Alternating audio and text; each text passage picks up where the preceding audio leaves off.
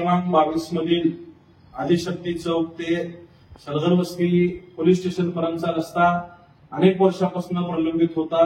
तो वारंवार रस्ता करण्यासाठी किसनदादा नागेशांना पाठपुरावा करायचे। किसन लक्ष्मण मामांच्या वाढदिवशी मी शब्द दिला होता की त्याला निधी उपलब्ध करून देऊ, लवकर त्या कामाला देखील सुरुवात करू। आज आई जगदंबेच्या शारदीय नवरात्र उत्सवापूर्वी त्या रस्त्याचं काम सुरू झाल्याचं निश्चितच त्या भागाचा आमदार म्हणून मला अतिशय आनंद आहे। किसनदादा नागेशांना अनेक त्या भागातली विकास कामं माझ्याकडे मागणी केलेली आहे, ती सगळी कामं आपण मंजूर करून देत आहोत। निश्चितच अनेक वर्ष त्या भागाचा कुठलेला विकास येणाऱ्या काळात पूर्ण होईल हा विश्वास मी आजच्या दिनी पुनश्च एकदा व्यक्त करतो। आज अहिल्यादेवी होळकर विद्यापीठ वरती माझी निवड झाल्याबद्दल जो त्यांनी सन्मान केला त्याबद्दल त्यांचा व्यक्तिशः आभार मानतो। धन्यवाद।